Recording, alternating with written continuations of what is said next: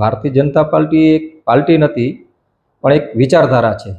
એ વિચારધારાને લઈ અને લોકોની વચ્ચે રહેવાવાળી આ ભારતીય જનતા પાર્ટી છે। અને ભારતીય જનતા પાર્ટી દ્વારા જે 5 વર્ષના જે વિકાસ કામો છે એ કદી ભૂતકાળમાં 50 વર્ષમાં ન થયા હોય એવા વિકાસ કામો 5 વર્ષની અંદર થયા છે। અને એ વિકાસ કાર્યો પણ રાષ્ટ્રને ધ્યાનમાં રાખી, રાષ્ટ્રને સર્વોપરી રાખી અને કામ કરવાવાળી, લોકોની વચ્ચે રહેવાવાળી એટલે ભારતીય જનતા પાર્ટી છે। પાર્ટી માત્ર પાર્ટી નથી, એક વિચારધારા છે। રાષ્ટ્રની વિચારધારા લઈ અને નીકળેલા અમે કાર્યકર્તાઓ છીએ।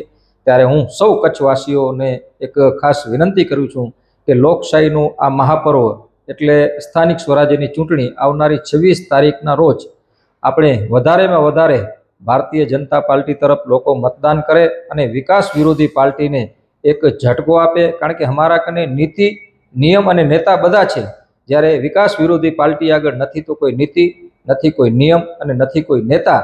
ત્યારે આપણો એક કિંમતી વોટ, એક વોટની કિંમત શું હોય છે આપણે કચ્છ અને ગુજરાતવાસીઓ સાંભળી શકીએ છીએ કે એક વોટની તાકાત એ છે કે માં નર્મદાના નીર, આદરણીય પ્રધાનમંત્રી નરેન્દ્ર મોદી સાહેબનો જે સપનો હતો એ નર્મદાના નીર આજે છેવાડાના મોડકુબા સુધી પૂછ્યા છે। એ આપણા એક વોટની તાકાત છે।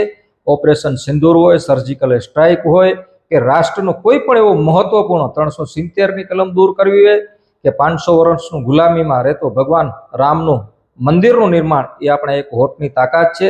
ત્યારે સૌ કચ્છવાસીઓને હું ખાસ અપીલ કરું છું કે ભારતીય જનતા પાર્ટીને ભવ્યથી ભવ્ય વિજય બનાવે અને એક પણ પોતાનો કિંમતી મત જ્યાં ત્યાં ન વેફડે અને વિકાસ વિરોધી પાર્ટીને મજબૂત ન કરે।